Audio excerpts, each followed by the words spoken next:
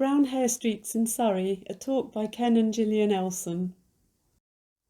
After a brief introduction, we're first going to look at the adults, then eggs and larvae of the brown hairstreak, then get into surveying, first through the distribution surveys, and then have a look at how that impacts on the mapping of brown hairstreaks. Finally, the abundance surveys with a few slides on further information at the end. Over the long term, the brown hairstreak has suffered a severe decline. As a result, the UK Biodiversity Action Plan has classified this as a priority species. Likewise, butterfly conservation also denotes it as a high priority species. These changes have been in both distribution and abundance. It would seem at least some of this change is due to unsympathetic farming practices, such as the uprooting of hedges and the flailing of hedges. But conversely, the distribution seems to be changing and in many cases increasing, and this could be an indication of climate change.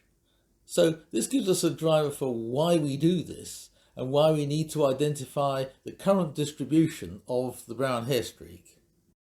So a key part of this talk today is looking at how we go about measuring the distribution of brown hairstreaks, with the emphasis, of course, on Surrey.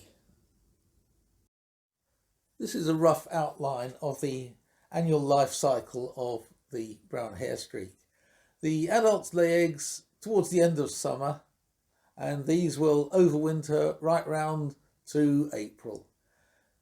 By the end of April, most will have hatched, and the larvae feed up during May and June and pupate during July. The emergence of the adults is really from sort of August onwards. So first, we'll have a look at the adults. The brown hairstreak, Thecla betulae, is our largest hairstreak, and the males will emerge in late July. What's in the name, Thecla betulae? Well, Thecla means of renowned fame, and betulae means to do with birches, Betula pendula being our silver birch, but in this country they don't lay on silver birch. In Scandinavia they are said to lay on birches, and here they may also use bird cherry as a larval host plant. But in this country their primary larval host plant is blackthorn, and they will also lay on wild plums such as bullace or damson and cherry plum, and various cultivated types of plum like Victoria plum and greengage, and they've even been known to lay on apricot and almond. James Petiver in 1703 named the male the brown double streak and the female the golden brown double streak, and it was only recognised as a single species in 1749. The male brown hairstreak is slightly smaller than the female, and when you look at the two undersides you can see that the male ground colour is a more golden orange and the female is a more red orange. They both have two double white hair streaks which are outlined in brown. The golden orange and red colours of the underside of the female are perfectly matched to the autumnal colours of the blackthorn leaves. On the 1st of August this year we were very fortunate to find a lovely brown hairstreak male feeding in a clearing in Bookham Common, and this is the male feeding on wild angelica. The same male was also feeding from creeping thistle. When males emerge they are said to fly up to their master trees, which is normally an ash tree, which is a prominent tree in the landscape, at a low point in the landscape, and they will feed on aphid honeydew on the leaves of ash trees. They also are said to crawl along the twigs and put their proboscis into the lenticels or the pores in the twigs to get a sugary solution. So they wouldn't normally come down like this, and it's only if their aphid honeydew is scarce. Here is a male feeding on creeping thistle in one of the rides at Bookham Common.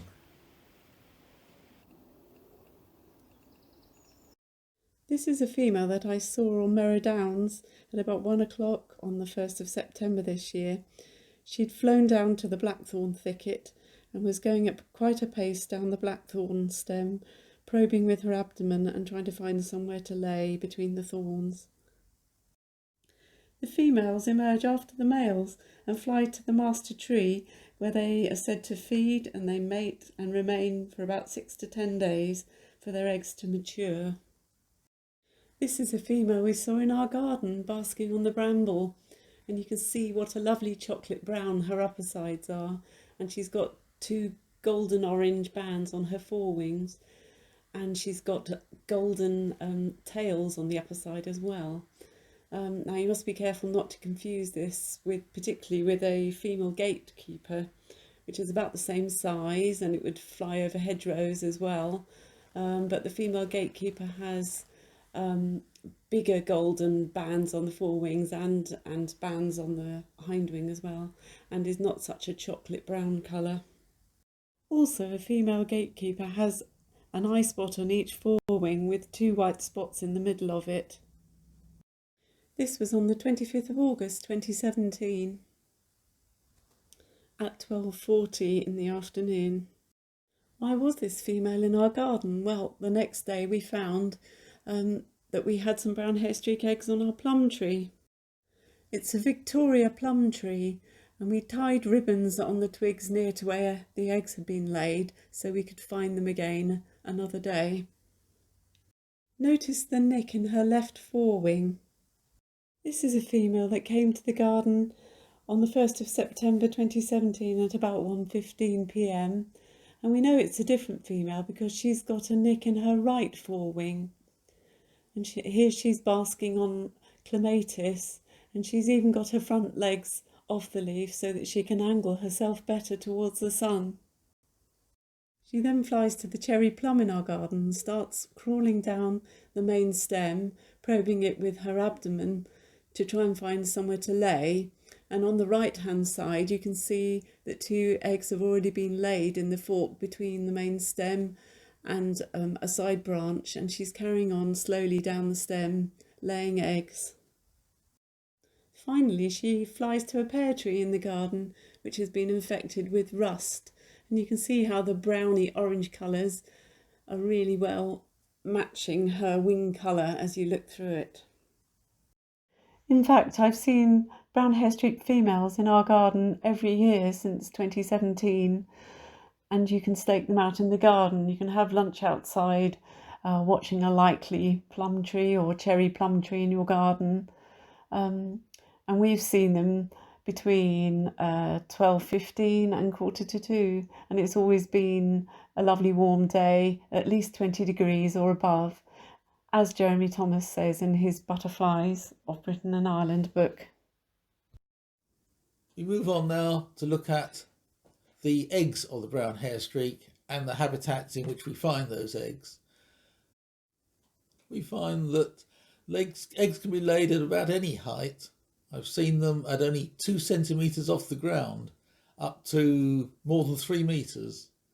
They prefer warm and sheltered sites for laying eggs, but it'll always be on a prunus species. So that includes plums, blackthorn, which are sloes, damsons, cherry plum, but not cherries, which are also prunus. So they're a little bit fussy, but not very fussy. The eggs themselves are small, 0.7 millimetre wide by only 0.6 millimetres high. That is pretty small. It's like a little white pinhead. So you can understand now that finding them can be difficult, although their bright white nature, at least early in the year, stands out well against the dark stems on which they're laid. Here is another egg on blackthorn. You can see at the top the micropyle, the little hole in the top through which eventually the caterpillar will emerge and eat its way out. The lower parts of the egg have a kind of honeycomb hexagonal structure with a little round hole in the middle. It's quite an amazing feat of engineering, and these have to last perhaps 8 months and overwinter. It's also worth noting that the bottom left picture is less than 1 millimetre across. So here is a typical blackthorn hedge, very dense, very stock proof, and that's why there are so many blackthorn hedges around. They were designed to keep stock in a field, and they do that very well. So finding eggs of only 1 millimetre or less than 1 millimetre across in a hedge like that is challenging. It's sort of needle and haystack, really. Here's a completely different structure. It's just a patch of blackthorn sat in the middle of a field, or towards the edge of a field, but the grass goes all the way around. You can just walk around the whole thing. And typically we do find that although the brown hairstreak prefers the sunny locations, they will lay in deep shade. We could find them on the north side of this. We find them in sort of alleyways and things. They're not, they have preferences, but not absolute preferences. This is what the top of a blackthorn hedge looks like. And this is easy to identify blackthorn, let's say, walking down a road or a path. This is a very typical structure where you can see the spine sticking out more or less at right angles. Quite different, for example, from a hawthorn hedge. And incidentally, hawthorn is not prunus. They will not lay on it. Almost all eggs are laid against a thorn. The butterfly searches down a stem and lays eggs on the junction between the thorn and the main stem. So here on the left, just a single one arrowed, and you can see on the right how she has moved down the stem, laying on each of the angles of the thorns. Eggs are normally laid on relatively new growth, and here on the left is slightly unusual in that there's a sloe still in place. Sloes normally grow on older stems, so we're lucky here. We've got the link between the blackthorn, the sloe and the egg. And on the right is the close-up, where you can see it's not against a thorn, but against the sort of, well, protrusion, buds in the stem. Older blackthorn accumulates lichen, and the brown hairstreaks just simply don't lay on it. At least when it gets to this stage. When the lichen is small, eggs can be laid amongst it, as here with the xanthoria. Indeed, it's quite easy to mistake lichen for an egg, so that's why it's always worth checking it with a hand lens if there's any doubt. There are several features of interest in this picture. The first is that farmers love flailing hedges, and that is a real great threat to brown hairstreaks and indeed a lot of other wildlife. If only farmers would not flail all of their hedges every year, if they could set up some kind of rotational cycle and just let them grow.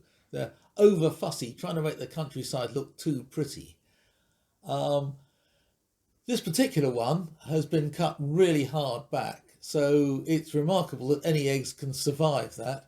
And also note that this actually is a hawthorn hedge with just a few bits of blackthorn, presumably just seeded from sloes that birds have bought perhaps. And the other snag for recording is that farmers love ditches. That's inevitable. There's a lot of surface water around this area. The soil is thick clay. This is in the weald, so drainage is essential.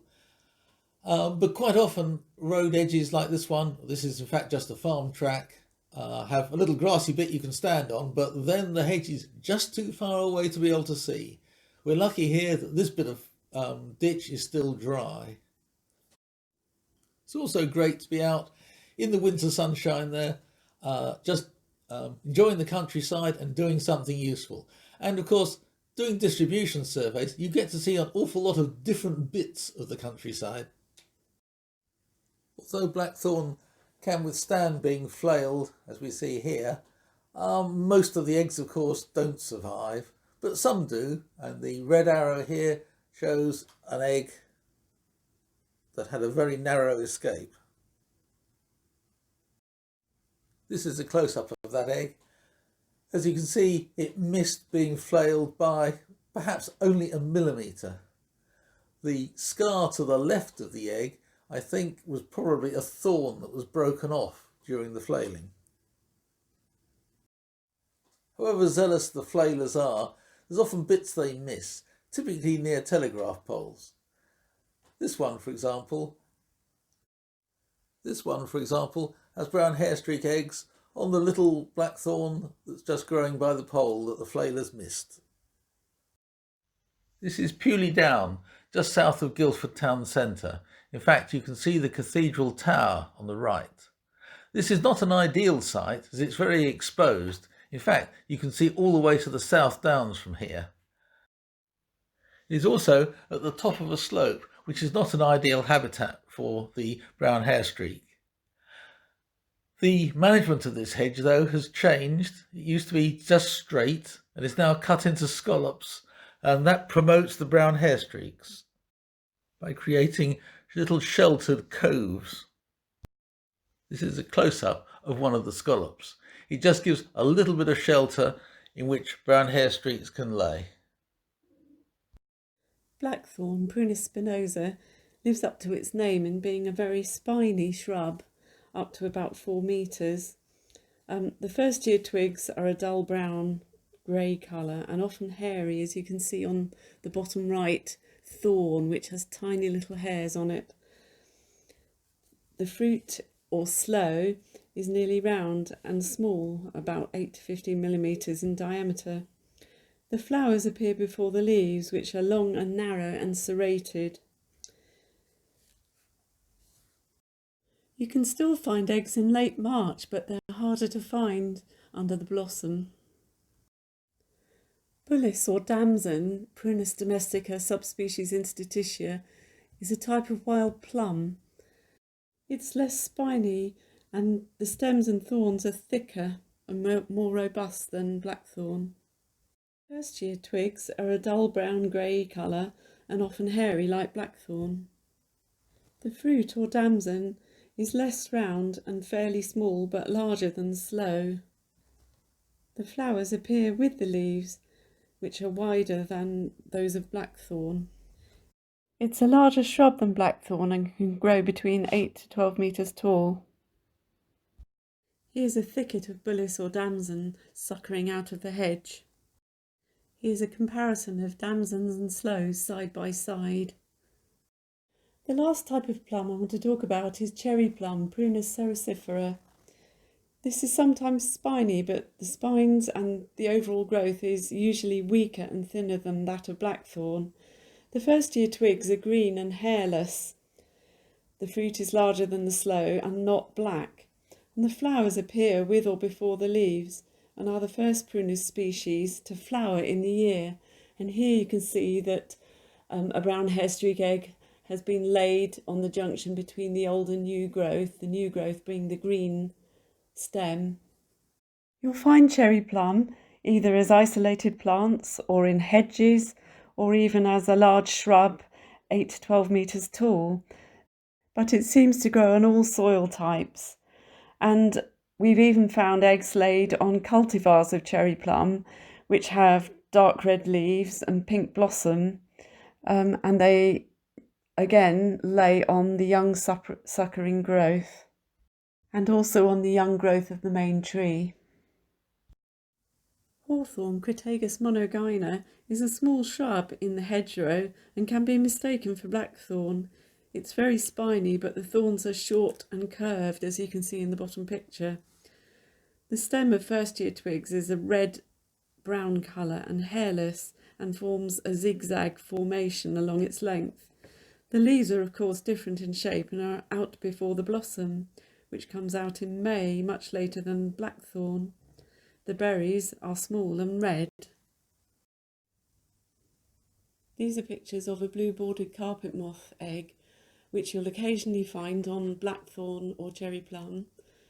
The structure of the eggs are very different from brown hairstreak eggs in that they are more oval and flattened with a dimple or concave surface on those two flattened sides, and at one end they're also flattened, you can see on the right. And here you can see the comparison of the brown hairstreak eggs and blue-bordered carpet moth eggs on the right, which are occasionally laid in groups. The brown hairstreak egg is slightly larger than the blue-bordered carpet moth eggs and very different in structure. In all of our searches for brown hairstreak eggs on blackthorn, the only other sorts of eggs that we have found are blue-bordered carpet moth eggs and this egg, which we didn't know what it was for a long time, and now we know it to be the egg of a green-brindled crescent moth, which is about the same size as a brown hairstreak egg and almost the same colour and shape, and laid singly. It's also laid in about the same position as a brown hairstreak egg on a blackthorn thorn. But if you look closely, you can see it is not the same. It's much creamier than a brown hairstreak egg, and it's got a different pattern of ridges, and it's not the bun shape that you see of a brown hairstreak egg. Surrey has a newly found but introduced colony of black hairstreak on Epsom Common. These also lay on blackthorn, and the eggs are typically in the same place as the brown hairstreak, where the thorn joins the stem. The eggs are similar but very different in colour, making them much harder to find as they resemble leaf buds. The three views of a single egg shown here are possibly of the very first egg to be found in Surrey in more than 20 years. We need to say something about how eggs change over the winter. This is an example of a pristine egg. Looks as though it's been recently laid. It's really clean, it's really bright and white. Occasionally you'll find eggs with orange centres, as in these two. We have no idea what causes that or what it is, and just very, very occasionally it'll be not in the centre. Brown hairstreaks lay eggs mostly singly, occasionally double, very occasionally triple, but this is an exception here where there were 8 all close to each other, with that 4 at the top shown on the right. Over time, eggs start to show a bit of wear and tear. Here you can see how the surface, particularly in the middle, is gradually failing. But this is quite normal. Later on in the year, perhaps January, February, if it's been damp and the tree has pleurococcus, that gradually spreads onto the eggs and they become much harder to see. These two pictures show you the difference between a predated egg, which you can see in the left-hand picture, which has a sort of jagged edge, and in the right-hand picture you can see an egg from which a larva has eaten a neat round hole and hatched from that egg. This is a short section about the brown hairstreak larvae we found on our Victoria plum tree in 2017. On the 4th of March we found several eggs on the Victoria plum in our garden just before bud burst. We marked them by tying brightly coloured ribbons near to where they were laid, as you can see in the right-hand picture. So knowing where those marked eggs were, we could easily come back to them, and in fact on the 10th of April we found that same egg that you'd seen in the previous slide had actually hatched, and you could see the neat round hole which had been eaten by the larva as it hatched. We were wondering where the larva had gone, but in fact first instar larvae are only about 1.5 millimetres long, and they go straight into unfurled leaf buds, and they remain there for about 10 days. And this was 12 days later. We'd actually found a larva on the underside of a plum leaf, and this larva is just emerging from its skin. So this is a second instar larva, and it must be about 2.5 millimetres long. You can already see the damage that the first instar larva must have done eating the leaf. You can also see the remains of the head. The larvae are said to rest during the day on the underside of leaves, so we looked further on the twigs that had had brown hairstreak eggs on, and we found a second larva on the underside of a plum leaf, and this was suspended by a silk thread. This was another second instar larva, and you can see how well it is camouflaged. It's got 2 rows of hairs on its back, a bit like the hairs on the plum leaf, and it's got a lighter line down the side of its body, which sort of mimics the veins on the underside of the leaf. And it's got ridges down its back, which are a bit like the edges, the serrated edges of the leaf. Here's a video of that same larva suspended from the leaf. We're not quite sure what it's doing twirling round, but we can see it's expelled some frass.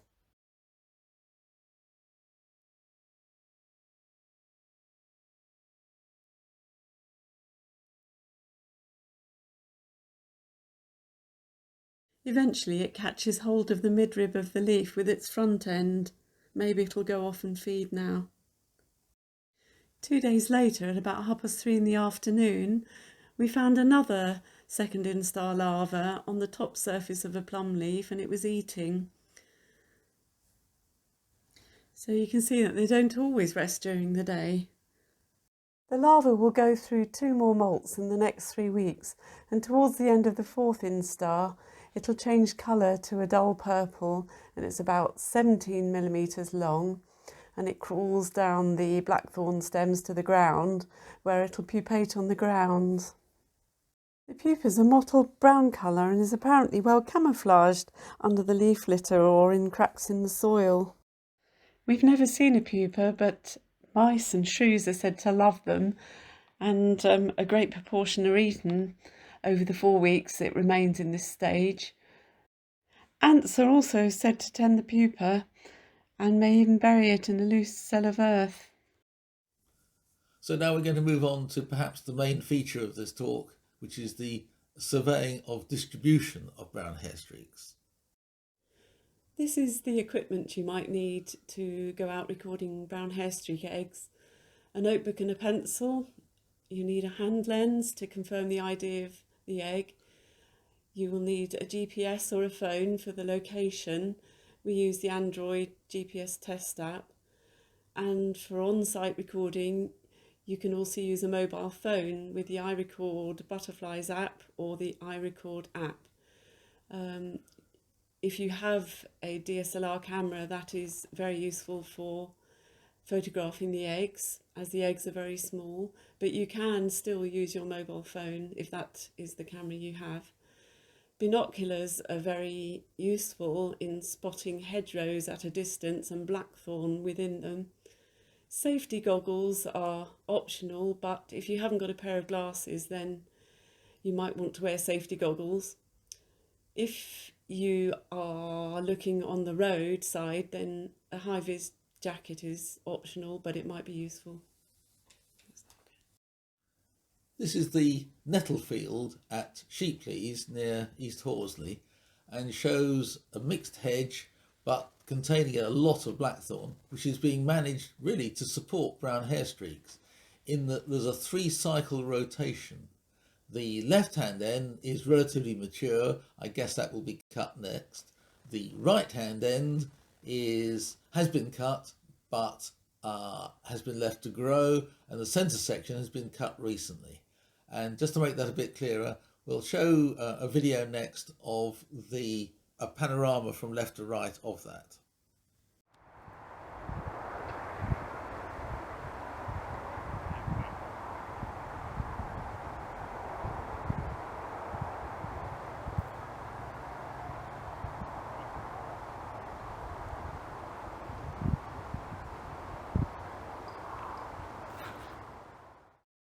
So here we are at the far right hand end of that hedge, searching the suckering blackthorn in front of the hedge for brown hairstreak eggs.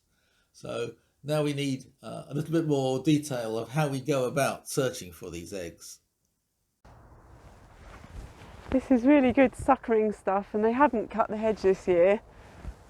So what you have to do is look down the stem, all angles of the stem, to see if you can find a little white pinhead. And it's usually in the angle between the thorn and the main stem. And wear some glasses so you don't poke your eye. And they will lay anything from about 6 inches upwards to about 2 or 3, even 3 metres. but they love this young suckering growth that's grown out of the hedge.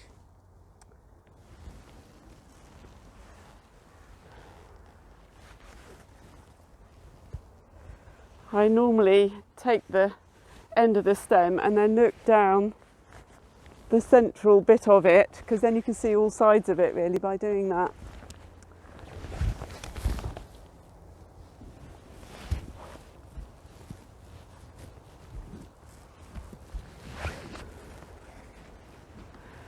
They would lay on any of this because it's all nice and bare and it's very young growth.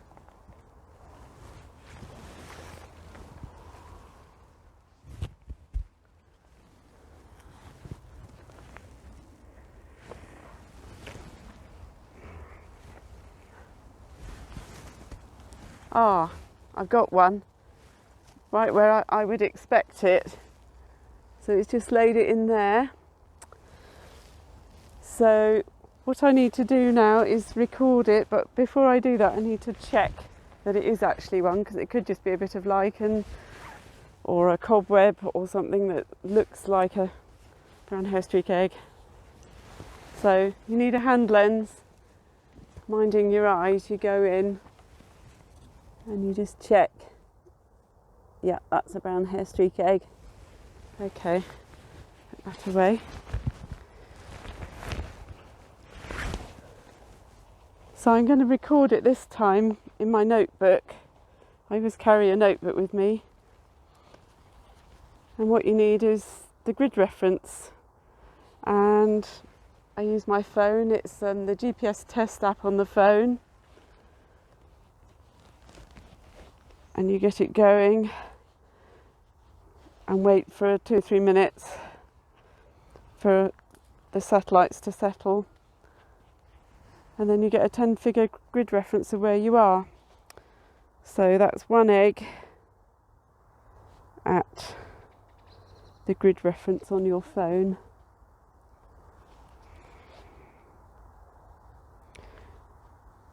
And I usually record what it's on, so it's suckering blackthorn, and it's about, I should think about 1.2 metres up. But really all you need is the number, the grid reference, and where you are. Now, if you didn't have a notebook, you could just use the iRecord app, which I've got on the phone, and you need to log into that, and you can put all your details in on the iRecord app, standing where you are. When you've done the location, you can also take a photo. And I found using my camera, if you're hand holding it, you have to use a flash. F8 ISO 200. Be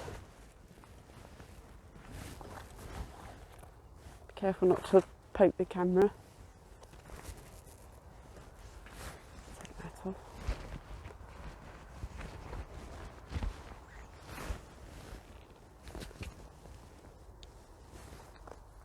And try and get the best angle to it, and then somehow steady your camera on your arm so that you're holding the branch steady as well as the camera.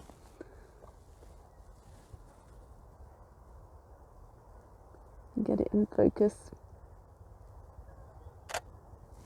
There we are. And then check the photo's okay, and if not, try again. And that's it. Yep, that looks okay.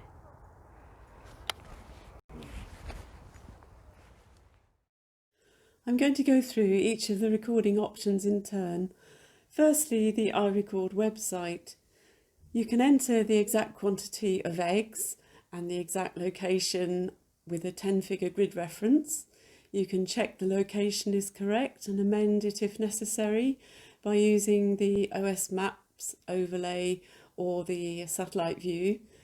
You can upload photos, whether you've taken them on the phone or on a DSLR camera. The cons for this are that you need an external location recorded on a phone or a GPS. You can't use it in the field, and the stage can only be entered as a pre-adult or other but you then have to add egg in the comments. The iRecord app is for Android and iPhone and it's free. The pros of this app are that the field recording is using the phone's GPS. You can enter data later on the website, and also the stage can be entered as an egg. The cons are that you have to type in the species name. It's limited to phone pictures in the field, but other photos can be added later on the website, and the abundance is not exact. You can only put in 1 or 2 to 9, but you can edit it later on the website. The iRecord Butterflies app is again free for Android and iPhone. The pros are that you can easily select the species by clicking on the picture. It's using the phone's GPS for field recording, and you can edit the data later on the website as above. The cons are that you're limited to phone pictures in the field, but you can add other photos later on the website. The abundance is not exact. You can either put 1 or 2 to 9 eggs, for example, and the stage can't be entered as an egg in the field, but this can be edited later on the website. Lastly, the GPS Test app is a free app for Android phones. It's an easy way of recording the British National Grid location to a 10-figure grid reference. The cons are that it's only for Android phones, but alternatives are available. As we've seen, the Sheepleys hedge was easy to get to. Sometimes not quite so easy. Here the blackthorn is right up against the barbed wire fence. And here the blackthorn is on a roadside. Here we are on a footpath, but the blackthorn is the other side of a barbed wire and electric fence. But we were close enough to find eggs by eye and then photograph them. Here I had walked quite a long distance along the River Wey before spotting this blackthorn, which was in bud up a slope, and at the top of the slope was the A3. So I examined the suckering blackthorn and only found an egg right at the blackthorn at the top of the slope, and you can see how dirty it is. Here is right on the very edge of Surrey. The path there is the Sussex border path, and the hedge to the right, which doesn't contain blackthorn, well, at least not much, is the border between Surrey and Sussex. The eggs we found were on the blackthorn in the foreground. The distribution survey inevitably leads on to mapping. This first map shows the national distribution of brown hairstreaks. There used to be considerably more, for example in East Anglia, but they've been lost, probably due to the mass uprooting of hedges. Distribution in the west of Ireland and in the west of Wales and Devon and Somerset, some around the Oxford area, but quite a strong distribution in our own area in the TQ Myriad Square there, following the Ordnance Survey 100 kilometre grid squares. Because recording has been going on for many, many years, the areas we use in recording relate to the old county boundaries, the pre-74 boundaries, and these are known as vice counties. Well, this is the vice county 17 for Surrey, which is now basically Surrey, southwest London, etc. So our recording area is the outline shown here from the Kukera website. That's an amazing resource, does far more than this, and everybody should have a look at that. This shows the brown hairstreak records for Surrey as they were in 2016. The outlined area is VC17, and the coloured overlays there show the various geologies.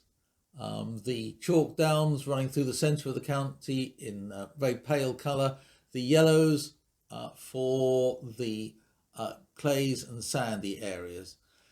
It was clear at this time that the brown hairstreaks were heading north out of their traditional Wealden strongholds, over the downs and including on the downs. So the idea was that we should start surveying the county for eggs in particular. They're much easier to find than the adults. So to try and fill in these missing areas. The blue dots here, the blue circles, are the egg records, and these shown here are on a monad basis. That's a 1 kilometre grid square. This shows the VC17 records for brown hairstreaks as they were in February 2020. A huge number of egg sites have been found, mapping here, both in the south of the county on the Wealden Clay, on the Downs and the London Clay areas, but as expected, not so much on the green sand and bagshot sand areas. Also shown on this map are the blackthorn records from Surrey Botanical Society. The little green circles are where there are records for blackthorn. For actual distribution surveying, we've reckoned the easiest way to do it is to temporarily take a piece of Ordnance Survey map. Here, this is the 10 kilometre square TQ15, the hectad for TQ15, and then overlay a matrix on it and put X's in the monads, the 1 kilometre grid squares, where records exist, which then will highlight to us where records have not been found. And I highlight a square there just south of the centre of Leatherhead, the TQ1755 monad. Distinct from distribution surveys, which indicate where brown hairstreaks are found, there's also the issue of how those populations change over time. And these are done with abundance surveys. These seek to establish how a population can change, and to do that, an area has to be surveyed on a regular basis. The following slides show how in Surrey we use a team of people that go out and measure a fixed area over a fixed time, etc., to determine how many eggs there are. This is a typical abundance survey sort of training session. Each person or a person with a trainee gets allocated a sort of 5 metre stretch. These are indicated by the bamboo canes you can see in this picture. So each person surveys that area. When that area is finished, they pick up their stick and move along to the next section, as the person on the far left with the woolly hat is doing. And the whole is being overseen by Bill Downey with the peak cap, who records the number that each person sees.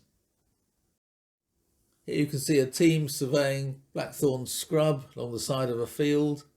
The bamboo sticks are evident here, showing the division of areas, and we will just work our way round the field, measuring as we go.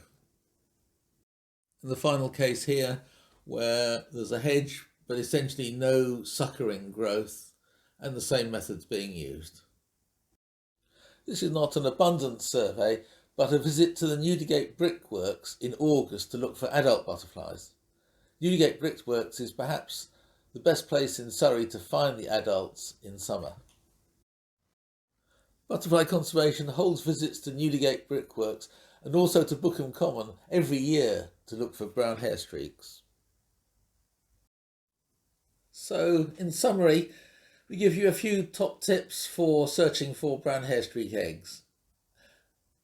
The brown hairstreak has specific preferences for egg laying.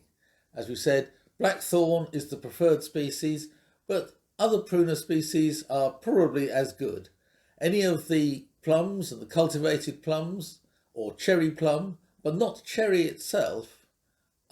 So do look in gardens or your own gardens for pruner species. We have Victoria plum and cherry plum, and eggs are laid on both of those.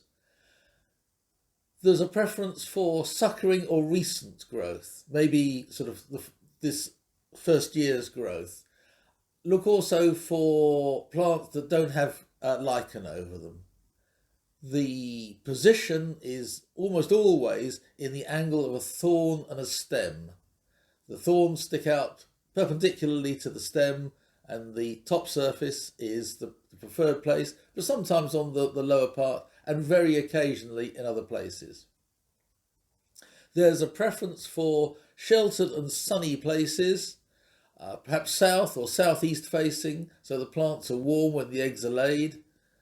And also, given a choice, isolated plants are better than big hedges. Big hedges, the butterflies are really spoilt for choice as to where to lay, and you are looking for the needle in the haystack here. But isolated plants are much easier.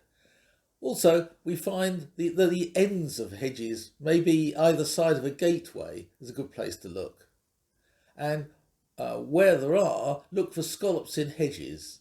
These have now been created, as we've shown, for example, of Pewley Down, and they prefer that warm and sheltered little aspect inside the scallop. It's said that they also prefer the bottom of slopes rather than the tops, and it's thought there that the blackthorn grows better because of the richer soils as nutrients are washed down the slopes. In general, in terms of geology, brown hairstreaks favour clays. They tolerate the chalk, but they dislike sand. And that's a general sort of aspect that you can look for. Try to record in unrecorded areas. The map that's on the Butterfly Conservation website, the Surrey branch, will give you the latest information there. It doesn't change very often, so just be aware that things can get out of date. But they will tell you the unrecorded area. There's a vast scope for people, particularly in the east of the county, and indeed there's quite a lot in the west, although some of the soils there are not so beneficial. Question of when to look. Well, it's much easier when the leaves have dropped, so look from, say, the beginning of November onwards. And also, it becomes much more difficult once the white blossoms are out in maybe the end of February, beginning of March. So that gives you a sort of time span over winter. Of course, over winter it means that it gets dark early, so you're always home in time for tea. Also, avoid rain, frost and snow.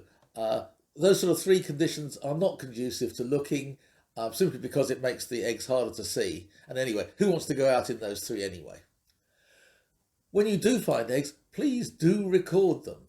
If sightings are not recorded, nobody else knows. And so your work may be satisfying to you, but not of benefit to others.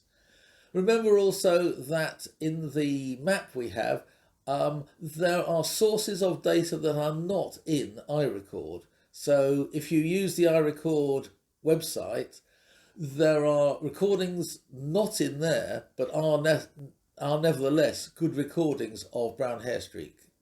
So I think that's a sort of pretty reasonable summary there to wrap up with. In summary, the next couple of slides contain various resources for further information about brown hairstreaks and other butterflies, of course. The internet has a collection of resources for the brown hairstreak. Dan Danaher, in his series of videos on the butterflies of Sussex, has two, in fact, one in summer, one in winter. And one that we found particularly interesting was done by a group called Filming Var Wild. This is actually based in the south of France, but is very interesting and has English text. Other websites, UK Butterflies, that accompanies the Peter Eales book, which Gillian will talk about on the next slide. Butterfly Conservation itself, of course, that has various fact sheets on brown hairstreaks, including the management of hedgerows. And Kukera, as I've mentioned before, is a really useful source of Ordnance Survey maps, both past and present, including, of course, the Vice County boundaries. These are our favourite butterfly books, which we use and dip into all the time. The first one is the Pocket Guide to Butterflies, but this is the second edition, published in 2015, and it's written and illustrated by Richard Lewington. This is the one that you could carry around with you and dip into as you go on field trips. The second one is the Butterflies of Britain and Ireland, written by Jeremy Thomas and again illustrated by Richard Lewington. This was published in 2011, so some of the information is a little bit out of date, but this has a lot more information and in-depth information about each butterfly species, and in particular regarding the brown hairstreak. Jeremy Thomas did his PhD thesis on the brown hairstreak as well as the black hairstreak, so that's an excellent book. And also, you know, it's a lovely one to come home to and read at your leisure.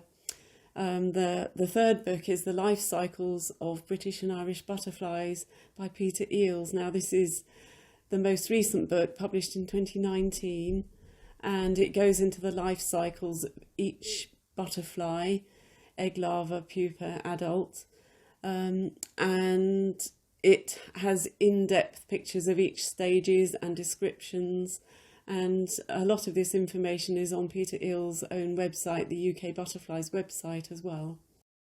The last book is The Butterflies of Surrey Revisited, published in 2013, and this is an excellent book which has an in-depth look at the habits of the brown hairstreak, where to look for them, the Surrey abundance trend and Surrey flight weeks, and it also has key sites in Surrey. We would encourage you to go out and record brown hairstreak eggs yourself wherever you live, both in your garden and in your local neighbourhood, but particularly in the areas of Surrey that are as yet unrecorded. It will take you to, for you, undiscovered parts of Surrey and give your walks a particular and important purpose. Thank you for listening.